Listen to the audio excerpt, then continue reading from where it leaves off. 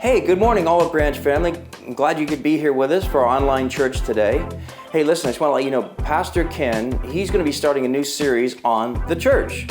I'm sure there's a lot that he's going to unpack there, so you want to make sure you catch all of those episodes that are coming up in the next few weeks. But also, I want to remind you once again that we are meeting live in this building at 10 o'clock each Sunday morning. And if you haven't been here in person yet, we would love to see you. It'd be great to have you come and join with us in person. And also, for those of you that have been watching online, we really appreciate any of the donations that you've given to us. Just make sure you know that you can do that online if you wish to contribute to the Olive Branch and the ministries here. You can just go to the website at tob.ca, click on donate, and it's that easy. So thank you in advance once again for helping support the ministry here at the Olive Branch Church. Look forward to having Ken speak to us today on this new topic. God bless you.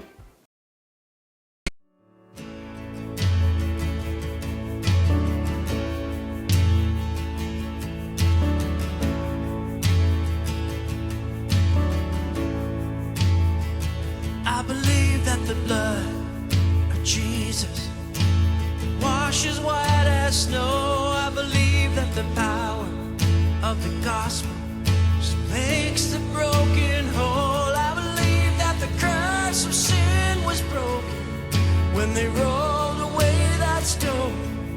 I believe, I believe, I believe. As I bow before you, Lord, I will rise in confidence. I will see your goodness, Lord, in the land I'm living in.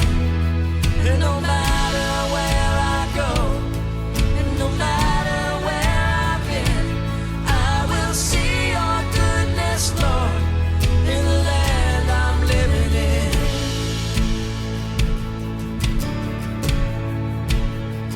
I believe that the walls will start falling, and we fall down on our knees. I believe that the lame will go walking, and the blind are gonna see.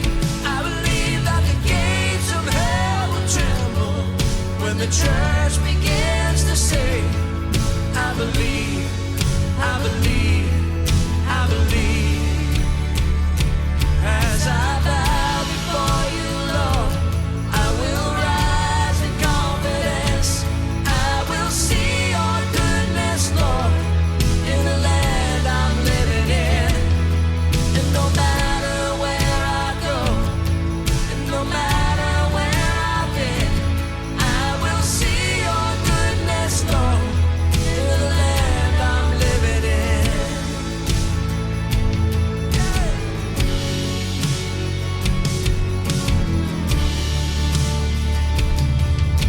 Sing it to the daughters, sing it to the sons, to every generation.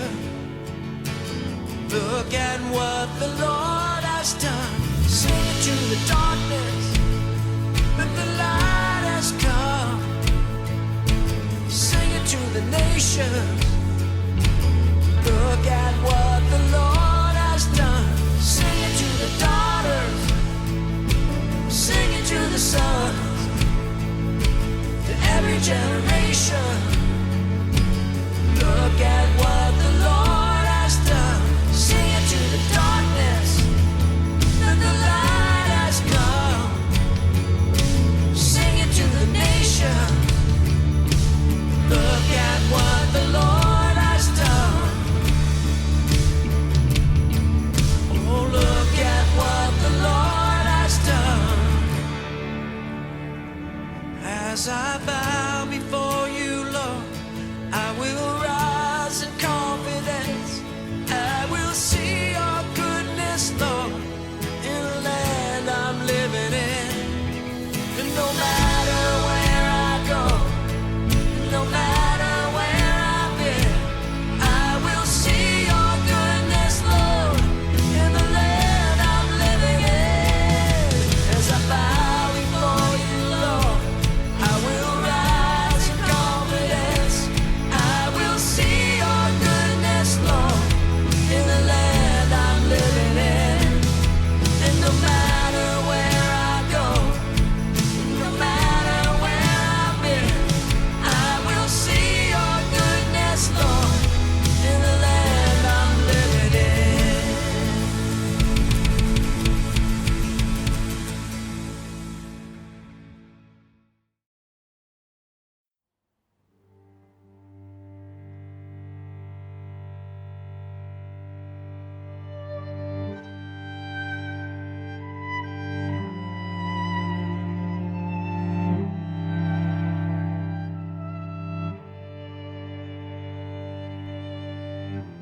Glad to have you here today for a very new series of messages. I've been looking forward to giving this, and I hope it will help. I'm going to give some opportunity for you to send in some questions if you have any questions about it. The title of the series is Church. Church. And the question that I want to ask, that's kind of at the foundation of this whole thing, is if Jesus knew how the church was going to turn out, why would he ask us to be a part of it? Why would he start it in the first place? So that's kind of the foundational question that I want to ask, and you think about that as we get going here, okay? Andy Stanley, leader of the church partnership that we're a part of, which is North Point Community Church, said he made a visit to China back in 2005. So he was invited to come and tour this leather goods factory. It was a friend of a friend, and the owner insisted that he give them the tour around the company. And one of the persons that came along, and he asked Andy if he mind, was a 20-something Chinese girl who had kind of worked her way up from working on the floor up into management, had done an excellent job. So they went through the whole factory. 2 hours later, kind of doing a debrief in the office part of the thing, and so the owner asked if anybody has any questions. So raising her hand kind of to her shoulder level, the Chinese girl who had been shadowing them through this whole tour asked, "Could I ask a question?" And turning to Andy, she asked the question, "Are you a pastor?" And so, if you're in China, you want to be careful how you answer that question because it could, be a problem and so on. So she said to him, "How good is good enough?" Well, it kind of sent chills down his spine because he recognized it as a message that he had given at North Point a number of years before, and a little booklet had come out on it. And she said to him, "Somebody gave me a CD of the message, and I listened to it over and over and over again. And then I asked Jesus to come into my heart and live inside me. And before I was empty, and now I'm full," which is amazing, amazing news for any pastor. But then she kind of lit a fire under Andy, and this is the issue that we're going to be talking about. And she went on. She says, "I wanted to go to church, but there are no churches in my city. So I started to be a part of a Bible study in my apartment, and sometimes I take the bus to church, but the bus ride takes over 2 hours, and I'm always late, and the bus costs a lot of money, and I don't know anybody there." But she wasn't finished. Looking at her boss, she said, "Can I ask the pastor another question?" And this is the question that she asked. "Why doesn't everyone in North America go to church?" Very interesting question, isn't it? And he said, "I had no idea how to respond." And he says, can't even remember how I did respond. But how do you explain to a young woman who would probably go to church anytime the doors are open, how do you explain to her that there are thousands of empty churches in North America? Simply out of lack of interest. Why don't people go to church? That's a powerful, powerful question. Now, we all know something about the church. We know this. It's flawed. We all know that because it has people in it, and all people are flawed. Some of you have been hurt by the church. I've been hurt by the church. If you've been around the church for any length of time, you probably got hurt because people hurt one another. A church is like a hospital. It's not like a country club. Hurt people go to hospitals to get better, okay? Now, the question I'd like to ask as we move on through this thing and is basically, if Jesus knew that the church was going to have the problems that it has and sometimes create the mess that it created, why would he create it in the first place? Why would he ask us to be a part of it? Now, there's some places that we're going to stop along the way here, okay?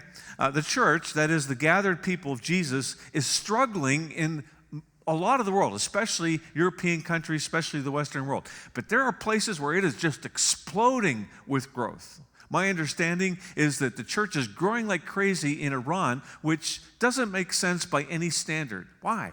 Why the difference? The church,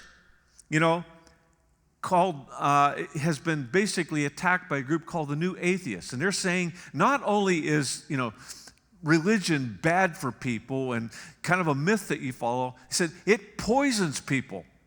It destroys people. Just not too long ago, we went through a whole thing with COVID, and we're still, I think, recovering from that. Most churches, had people who before COVID were active and engaged and so on, and they haven't come back. And from what we're understanding in terms of the stats, They're not coming back. And the question is, why? If you look back over 2,000 years of history, you'd have to say that the behavior of Jesus' followers, the behavior of the gathered people of Jesus, man, it's a mixed bag. There are some really, really amazing things that have happened. And there's some horrible, awful, evil, no good, very bad things that have happened. Some churches believe and teach and enforce the fact that you can only be saved by the church. And if you don't please the church, and go through their rituals and do their thing and so on, they'll kick you out. And if they kick you out, like, you're gone. You're going to hell. There are other churches that teach that we can only be saved through Jesus Christ, that he's the one who decides who's going to be saved. We're saved by faith alone and not by what we do. Both of these groups claim to base what they teach on the Bible. So who's right? We're going to visit that. We're going to talk about that next week. Now, how many of you would like to see some of these questions and maybe some other questions that you have? Maybe you've had friends ask you these questions and you'd like to see them answered. Well, if you send them to me, you can email them to me at ken@tob.ca. I'd be glad to do what I can to answer those questions. You can text them to me, and you can do anything. But I do want to answer these questions. And if I have to, and if I can, I will likely schedule a whole service answering some of the questions, some of the more profound questions that you ask. But here's what I know, okay? We're going to cover some ground, I think, that could really strengthen you and really help you and maybe even really upset you. So I'm just going to ask you to be patient with me here, okay? And at the basis of all this is the question asked by everyone who knows the facts: how is it that a small group of people 2,000 years ago changed the world? How did that happen? Now, and how did it turn into this thing, that most people in the GTA would say is irrelevant, and I have better things to do on Sunday mornings or whenever they have it and stuff like this. And so here's what I'll ask you. If you think this is boring and we get to the end of this series and you say, you know what, I was bored the whole time, just let me know and we'll refund your money. Okay, how's that? Now let me give you a little bit of an idea of what we're up against here, just so you know. First, and everybody knows this, and I'm just going to say it again, the church has some really, really nasty history. Like, this is stuff where they've tortured people and they've killed people. They've done horrible things. Jesus founded a movement that his people, though, paid for. He paid for with his blood, and his people paid for with their blood, and then in some cases went on to shed blood. How does that even make sense? When Jesus told us to love, that was the primary thing: love God, love others. That's a really, really good question.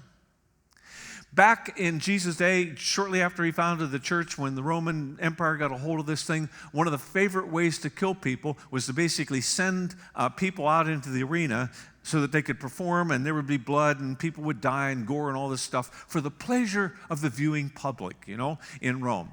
One of the emperors, one of his favorite ways of killing people was to basically drape animal skins over, children and over their parents and so on, and send them out into the arena and then sick the wild dogs on them to be torn apart. Nero's favorite way of killing people, killing Christians, was to dip them in wax, put them on poles, and then burn them in his garden. I mean, they found all kinds of creative ways, to get rid of people. Horrible, horrible things happen. Now, here's what's surprising. People flocked to be a part of this new movement, and it spread and took over the Roman Empire. Now, the first ugly surprise that came up a little over 100 years after Constantine, kind of declared Christianity not only legal, but to be the official religion of the Roman Empire, it all of a sudden became advantageous. Like, you could get money, you could do well if you became a Christian. And the Christians, in some cases, turned this on the pagans who had, made life miserable for them, and they started doing the same thing to them, which is ironic, given everything that Jesus had to say about how you love one another and how you love your enemies, okay? And you go a little further into the Middle Ages, and then followers of Jesus started killing one another. You don't have the right doctrine, so now you're going to die. Now we're going to pull your fingernails off. Now we're going to do horrible things to you until you actually conform and become like me. How does that fit? That doesn't make any sense at all. Later on, when Christian became the state religion in countries, they were more brutal, in giving leadership to, those countries and in influencing the leaders than any of the other regimes had been. Basically, they had an extra source of power because they say, okay, we're ahead of the church. The church has the right to throw you out if they don't like you. And so if you don't listen to us, if you don't do what we want, we'll send you to hell. Not that they had the power to do that, but that's what they said. That's what they did. How does that fit with Jesus, God himself, humbling himself and coming to this world to save it? Well, it doesn't fit. And people look at that in the historical documents and they'll say, how in the world does that fit the humility and the kindness and love of Jesus? Paul said that in Christ there's neither Jew nor Greek nor Gentile nor male nor female nor slave nor free. And in the first 300 years of the church, they lived that out.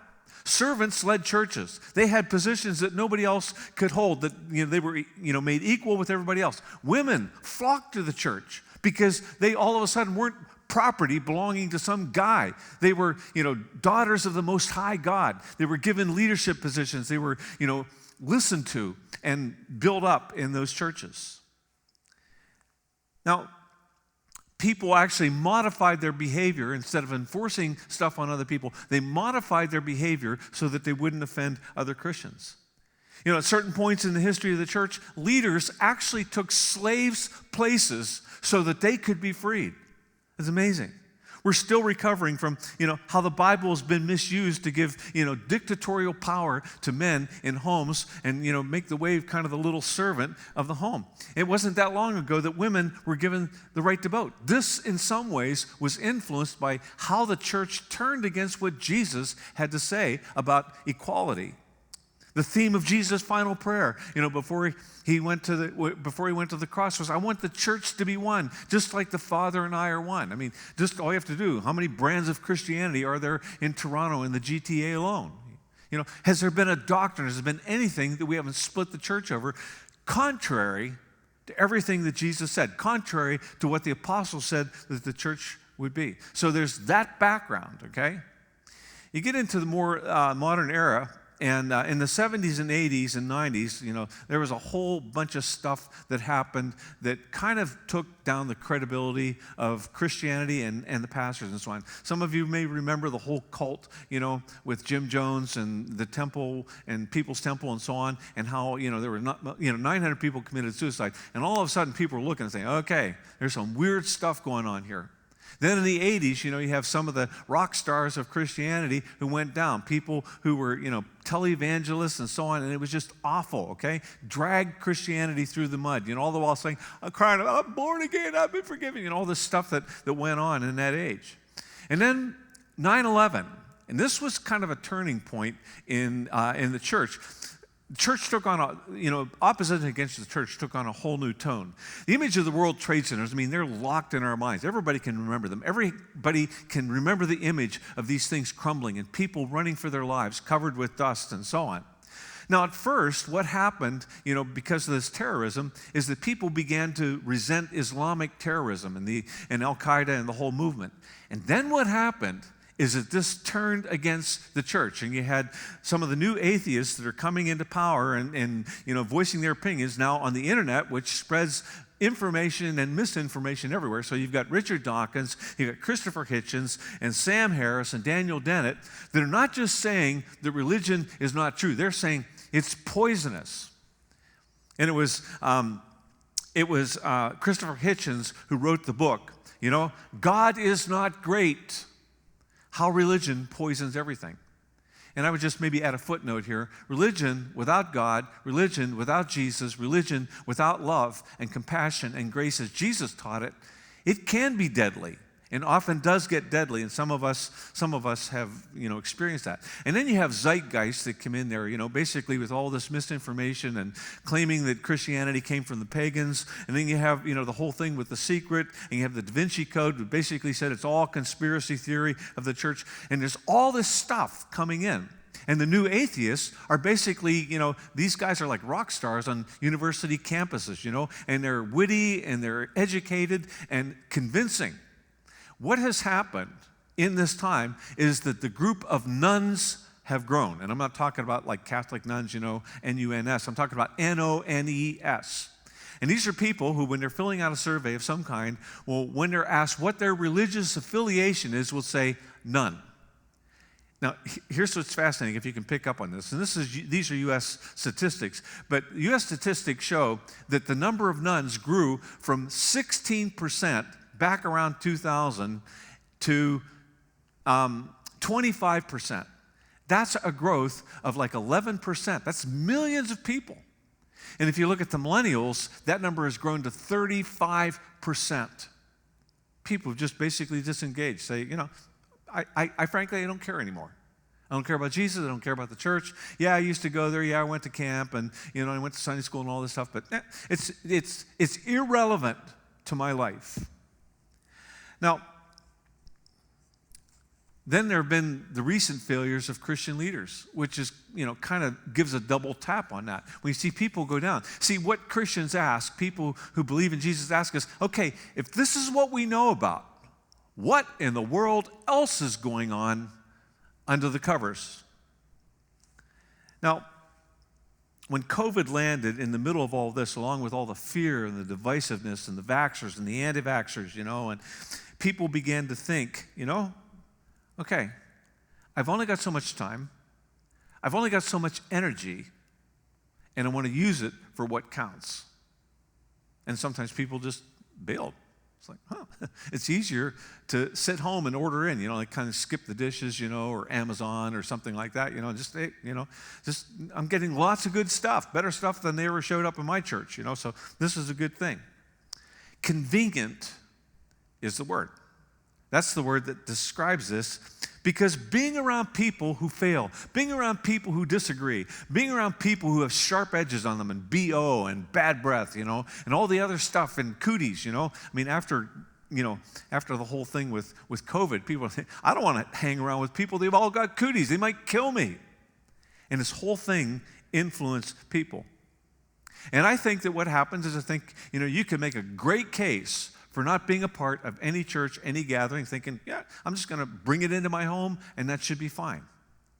And that is a good thing, to bring it into your home. But what's interesting is that when you get into the whole definition of what a church is, it's not about consuming. Now, we're going to get into that a little bit later. So let's talk about church. And before we do, let's talk about the reality of Jesus, the one who founded it, okay? Now, the question, again, let me ask it. Does Jesus have the right to start the church and then ask us to be a part of it? Did he know what was going to happen? Did he know what was going to go on? When you begin to study the history of Jesus, what you find is that the church didn't create Jesus, as some people have accused. Jesus created the church. And in a few minutes, we're going to go specifically to the part where he talks about that, okay? Jesus' beginning was, uniquely supernatural. We all know that, he fulfilled prophecies that had been made, 800 years before. That's what he did his whole life is, when it comes to the Jewish scriptures, the Old Testament, he began fulfilling these prophecies one after another, who had said the Messiah is going to come, this is what it's going to look like, and Jesus did that.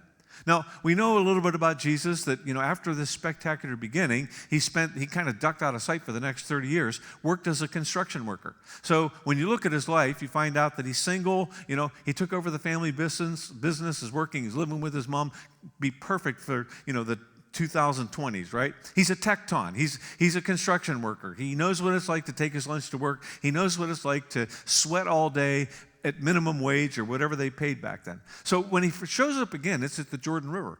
And a distant cousin of his, John the Baptist, is baptizing, at the river. Baptizer, he's baptizing. And Jesus comes down to the river, and this is what he says. Here's the Lamb of God who takes away the sin of the world. Now, we're used to that. Most of us have heard that. You have to understand how astounding that would be. When the temple was there in Jerusalem, and for people to have their sin taken away, they had to go to the temple, they had to kill something, and a priest had to absolve them of their sin and send a goat out into the wilderness. So he bypassed that totally. Here's the Lamb of God who takes away not just the sin of the Jewish people, but the world. This is an astounding statement. And then more clues began to pour in, Jesus made the claim that he was greater than Moses, that he was greater than Solomon, that he was greater than the temple. Nobody was greater than the temple. The temple was the center of Jewish life. Nobody was greater than Moses. And yet he says things like, you've heard it said, but I say, kind of replacing Moses. And he didn't just say stuff, okay? Because if he would just said stuff, then he would be considered a nut, crazy person, or just plain evil for lying. He healed people. He raised the dead. He rearranged things. He took over, the weather and stopped storms and stopped, the wind and so on. So you go on and you find out, okay, something different about this guy. One of his most spectacular miracles is right before he died, he raises a guy from the dead, Lazarus, who's been dead for 4 days. This is just astounding. Nobody can do this stuff. And he said things about himself. Jesus did not, go to the cross because he, made a bunch of mistakes and so on, and people misunderstood him. They understood him perfectly. He claimed to be God. He said, I am the I am, the one who gave the law to Moses. He said, the Father and I are one. If you've seen me, you've seen the Father. These were astounding things. He said, I am the way and the truth and the life. No one comes to the Father except through me. So if he wasn't the way, if he wasn't God, he had to be either crazy or evil. So the test came when he goes into the grave and he rises from the dead. Now, let's go into the passage where Jesus actually talks to his disciples about the church. When Jesus came to the region of Caesarea Philippi, this is a beautiful region, I've been there, okay? He asked his disciples, who do people say that the Son of Man is? And they replied, well, some say John the Baptist, some say Elijah, and still others, Jeremiah or one of the prophets. There was obviously something exceptional about him. But what about you? So he's putting them on the spot. Who do you say I am? And Simon Peter answered, you are the Messiah, the Son of the living God. And you have to understand that for him to say those words, to say that in the presence of other Jewish people, to call somebody the Son of God, the Messiah, he could get killed for that. And Jesus replied, he didn't say, well, be careful, you don't want to say that too loud. By the way, you might want to do a little bit more investigation. No, he says, blessed are you, Simon, son of Jonah, for this was not revealed to you by flesh and blood, by people, but by my Father in heaven. And I tell you that you are Peter, and on this rock I will build my church, and the gates of Hades will not overcome it. And I will give you the keys of the kingdom of heaven. Whatever you bind on earth will be bound in heaven, and whatever you loose on earth will be loosed in heaven. And he ordered his disciples not to tell anyone that he was the Messiah. Now this passage here has been misunderstood and everything, so we're going to talk about this in a future message. But let me tell you what we know. Whether or not Jesus was telling the truth or exaggerating or crazy or just evil was proven within months, as I mentioned.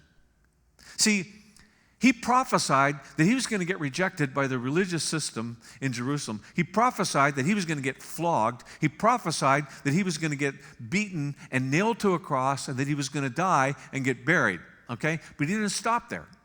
He said, and then in 3 days, I'm going to be raised from the dead. Now, anybody who can, predict that and pull it off, man, they've got my respect. They can say anything and I'll believe it because there's nobody else who's ever come to this planet who's been able to do anything like that. This is the evidence of who Jesus said he was, that he was the I am. John, the one who, was with him this whole time, this kind of a distant cousin, he says this about Jesus, and he saw the whole thing, okay? He said, in the beginning was the Word, and the Word was with God, and the Word was God, and the Word became flesh. And he goes on to say, I knew him. I saw him. I spent every day with him for 3 years. He was with God in the beginning. Through him, all things are made. Without him, nothing was made that has been made. And in him is life. And that life was the light of all mankind. These are people who spent 3 years with him. Let's go back to the question. If Jesus had known how the church would turn out, would he have created it and asked us to be a part of it? And of course, that begs the question. Did Jesus know how it was going to turn out? I mean, God knows everything, From what we understand, he sees the past, the present, and the future all as one. Like he doesn't see it like, oh, yeah, well, I didn't know that was going to happen. I got so surprised by that. When stuff happens on this planet, it's not like God is up in heaven wringing his almighty head and saying, oh, my word, I never believed that this could possibly happen. Whatever am I going to do? No, he knows, and his pleasure is in basically turning the will of Satan, the devil, the evil one, whatever you want to call him, against him, of twisting what he's doing and turning it into good. That's the only way you can explain the fact that Jesus went to a cross, the most horrible place he could, and rose again from the dead and saved everything on the basis of that. Now let's talk a little bit about Jesus building his church and what that actually means, okay? What images do the word church bring up? Here's what we know, okay, and I've already talked about this a little bit. When the church gets in power, power corrupts, okay? So when the church has had more power, they tend to love a lot less and be a lot less like Jesus. When there's less power, less political power, less influence, then the church tends to be more like Jesus. And you can see this when, people who were followers of Jesus kind of got into positions of power. The power corrupted them. And that's why like when you talk about organizations that Jerry Falwell founded, in terms of, the moral majority. Like, what do you really want? You want to go back to those days, when the church was more corrupted? And what you find is it actually had a negative impact on, North America with all this stuff going on. So power corrupts. That's what you have to remember. So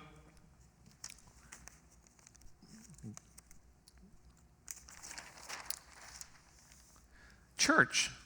Now, when Jesus used the word church, it's been transliterated as church, which is a German word that means house of God. What you need to understand is that's not the word Jesus used. Not at all. He used the word ekklesia, and this is a Greek translation of it, and it means gathering. It means gathering for a purpose. It's a gathering of people. It's not a house of God. It's not a building at all. So kind of takes away all the images that come up, steeples and temples and, and everything like that. And good religious people gathering together, wearing suits, with their hands folded, doing religious things, burning candles and singing hymns and things like that. There's a fascinating history here, okay? William Tyndale was the first one to translate the Bible into English, okay? So you're thinking, wow, that's a good thing. Now people can read the Bible in their own language. You know what happened? Church officials eventually put him to death. You know why? It's because it exposed the fact that they had been mistranslating and misusing parts of the Bible to give themselves more power. Power that Jesus never gave them, okay? And now they could read it out loud. And what they took particular issue with was the fact that he translated this word from the Greek accurately, meaning gathering. I think he used the word congregation.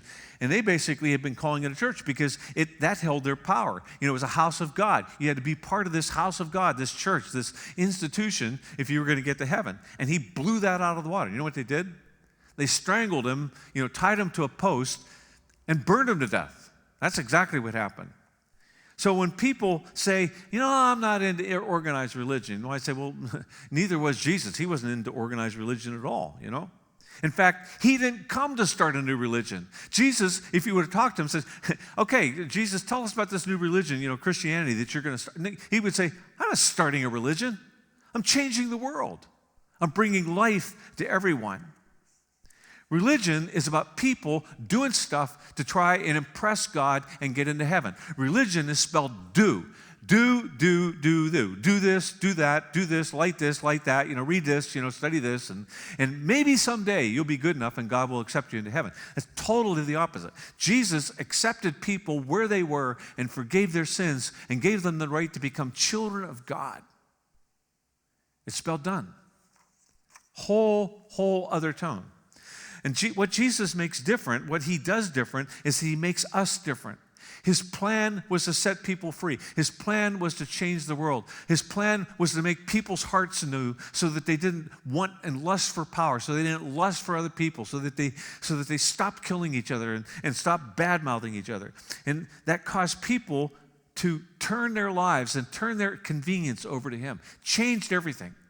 That's why people flocked to him and gave their lives up. And honestly, I'll tell you, it's only the power of God that explains, how Jesus gathered people changed the world. I mean, what other explanation can you give to 11 people, and then 120 people, then 3,000 people, then 5,000 people, basically influencing the whole Roman Empire, which had all kinds of power? It'd be a little bit like, me saying, I lived in Punxsutawney, so I know what it's like. I know how big it is and everything like that. And it's legal for me to do this because I lived there, So it'd be like Punxsutawney versus the world, with all the nuclear power and armies and tanks and everything like that. That sounds crazy. And that's what it was like with this group of people who came. It's really interesting. You look at what's going on, you find that Rome is now filled with crosses and Jerusalem is filled with Christian tourists. Explain that. When the church found itself basically pressed and trampled by Rome and by the temple. Early on, the influence of Jesus and his love and his kindness and his mercy spread like crazy. And people said, I want to give my life away. Because it's way bigger than me. It's way bigger than anything else. Abandoned children were taken in and loved.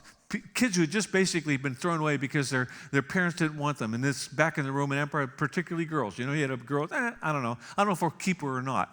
And the Christians were the one that took them in. One secular, and it started a whole movement towards, caring for children. Like you talk about World Vision, you talk about Compassion, you talk about Samaritan's Purse, all these organizations. This is where it all started. And that's been the history down through the years. That's where Mother Teresa got her compassion for going and helping children who are on the streets of India. One journalist wrote this. He said, whenever I get out onto the forefront of any crisis, I find that the Christians got there first. Before Jesus, women were treated like property. That all changed. They were given dignity. They were co-heirs with Jesus. Slaves were freed.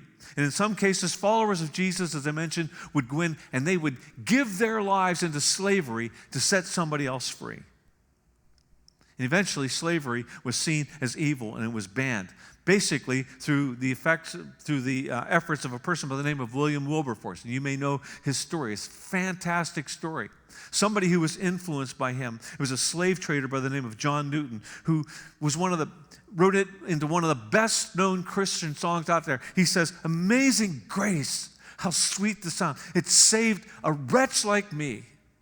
Once was lost, but now I'm found. Was blind, but now I see." If COVID-19 had happened in the Roman Empire, the people who got it would have been basically thrown out into the streets to die there. You got to get them away. They're going to infect everybody and kill them. That's what would have happened.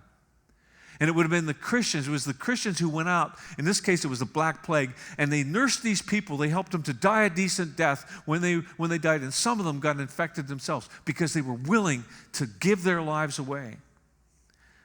Jesus and science, like sometimes it gets portrayed like, Jesus is opposed to science. That's crazy.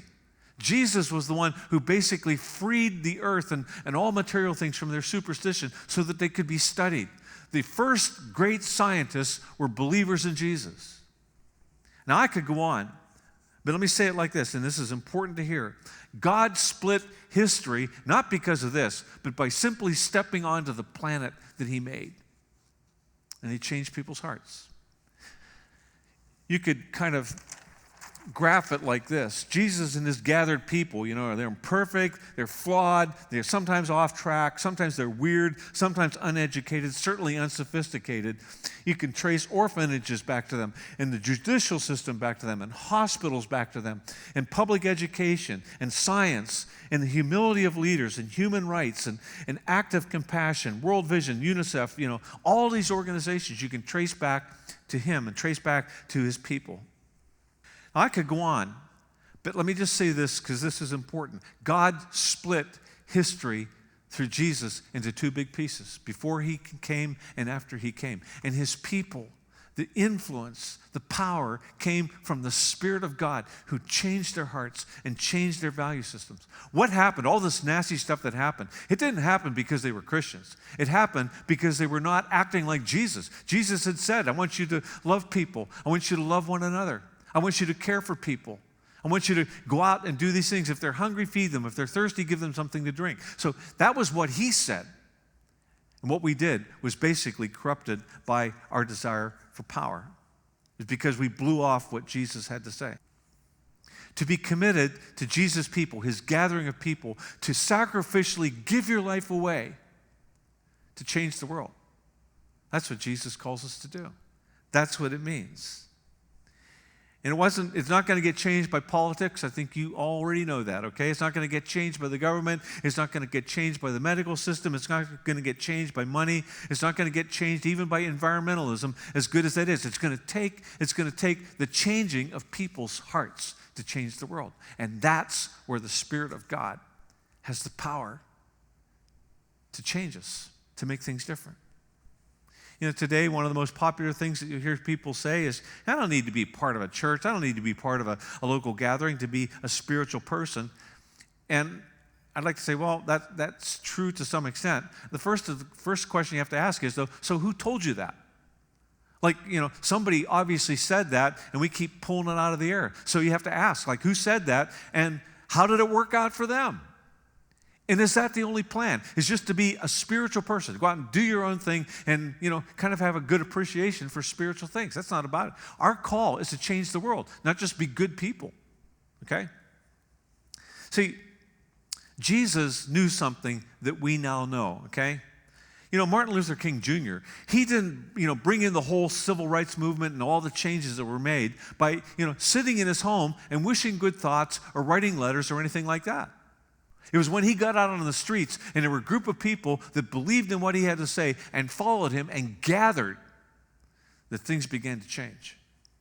It was people who were willing to pay a price for changing things, and that's what it means. Nothing gets changed by somebody going to an office and writing a nice book, you know, that they keep for themselves in their computer. It doesn't change things. It's when people gather that things changed.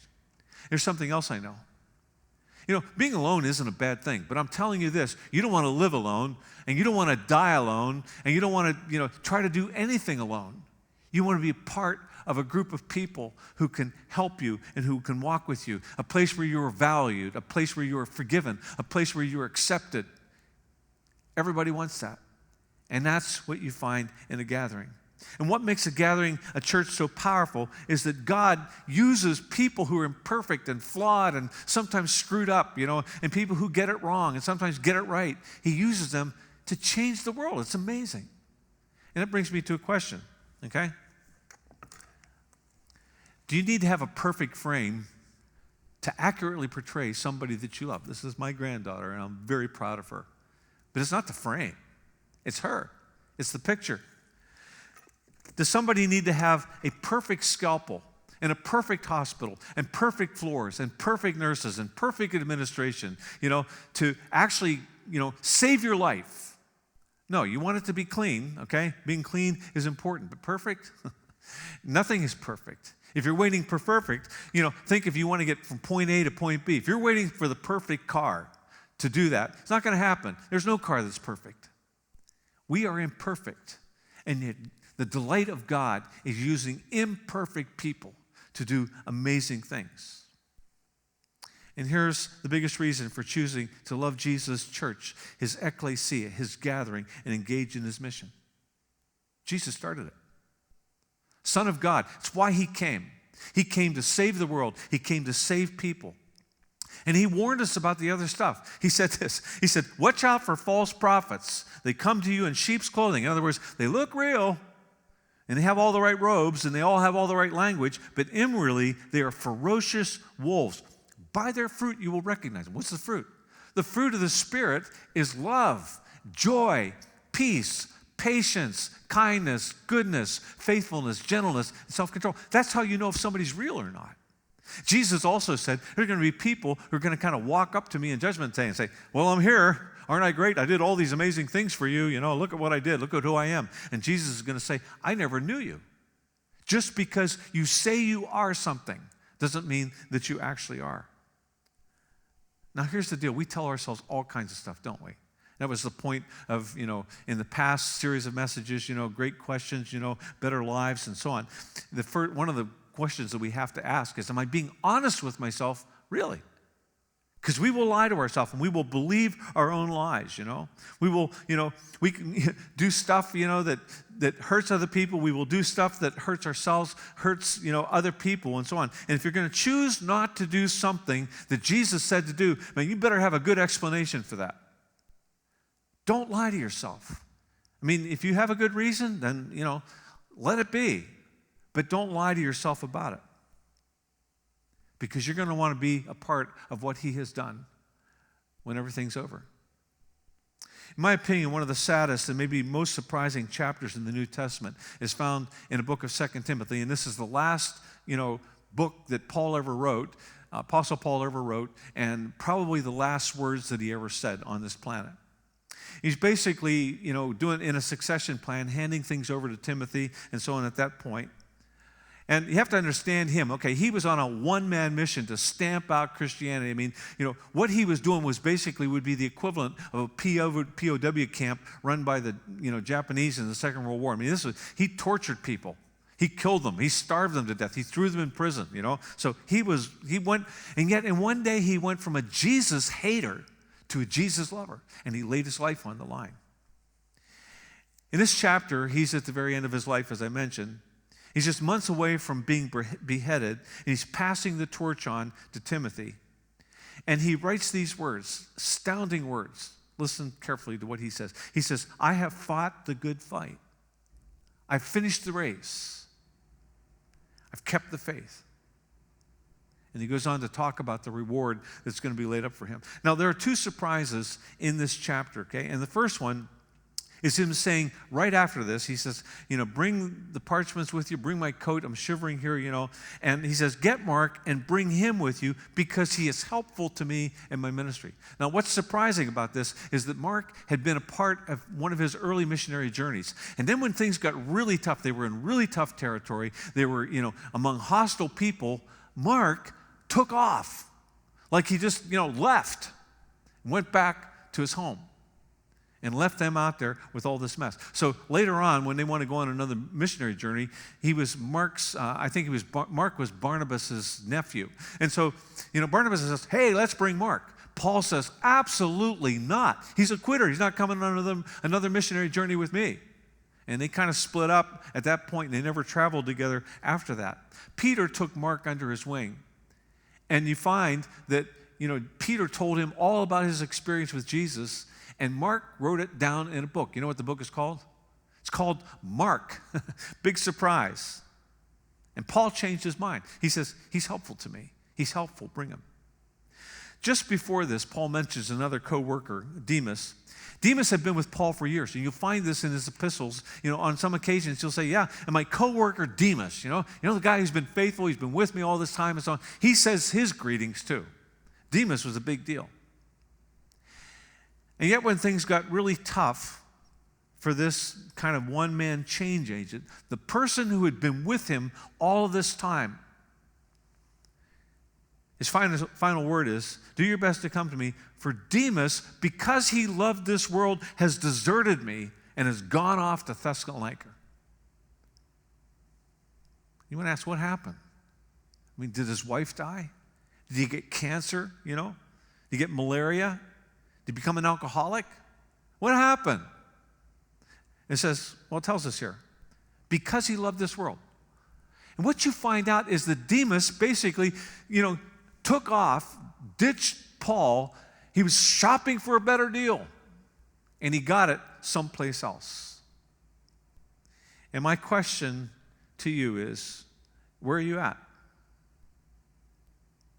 I mean, as Jesus said, it's possible, instead of giving your life to try and save it, like try and preserve it, wrap gauze and insulation around it, so that nothing bad happens and you can die, at 95 with a smile on your face, with money in the bank. And I'm telling you, if you do that, you know what you'll do? You'll survive till you die. That's what you can do that. You can survive till you die. The question is, what then? What have you used your life for? To be a part of Jesus and what he's doing, and to follow him and have your heart changed and be in the process of changing other people's lives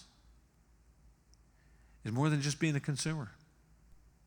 It's about giving yourself away. And I want to tell you, don't get suckered out of the opportunity that you have to change the world, to make things new by just going off because you get bored, because things get tough, because people say bad things about the church. So, don't go to church. Don't just do church. Be the church. Jesus said, I will build my church, my gathering, and even hell won't be able to stop it. I want to be a part of that. Let's pray. God, I thank you so much that you give us a chance to change the world. We don't know what lies ahead. We just know that it's way, way, way better than this life, than this world. And we have this chance to help advance making all things new. Help us not to miss it. Help us to be faithful. Amen. And so may God give you strength through the power, the immense power of his Holy Spirit to be strong, to be the church, and to make a difference. Amen.